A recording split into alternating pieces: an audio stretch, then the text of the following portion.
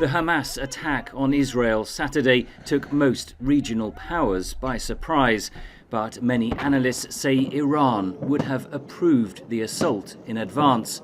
Iran has been for several years supporting Hamas through funding and through training and through military equipment.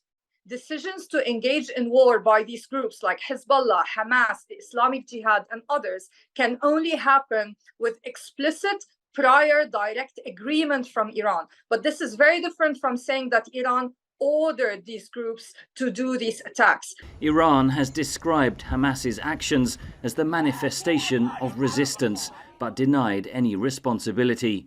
Israel's President Isaac Herzog blamed an evil axis whose base is in Iran. Israeli officials say there is no direct evidence that Tehran directed the attack. This is an operation that was launched by a Palestinian group for its own Palestinian reasons. Hamas is not an operative or a proxy of the Iranian regime. Although there may be convergences of interests. What interest would Iran have in renewed conflict between Hamas and Israel? Geopolitical alliances are shifting fast. Saudi Arabia and Israel are attempting to normalize diplomatic relations, supported by the United States.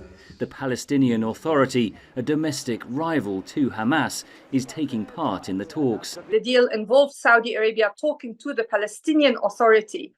Hamas was not part of this discussion, and therefore Hamas felt, first of all, that it needed to be part of any solution to the Palestine-Israel conflict. And so we're talking about a geopolitical context in which Hamas and also its backer Iran want to set the political agenda. Meanwhile, Tehran's negotiations with the West over a return to the 2015 Iran nuclear deal and a lifting of sanctions have stalled.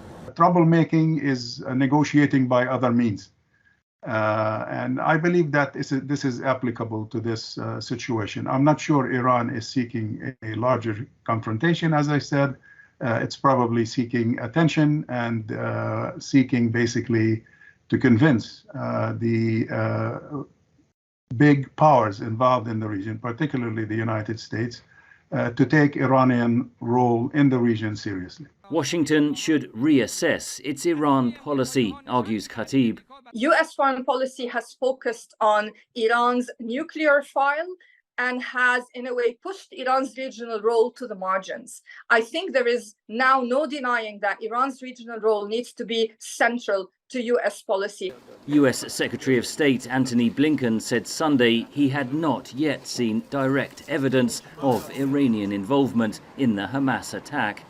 Meanwhile, Israel's Prime Minister Benjamin Netanyahu said Monday his country's response would change the Middle East. He did not elaborate on what this meant. Henry Ridgewell, VOA News, London.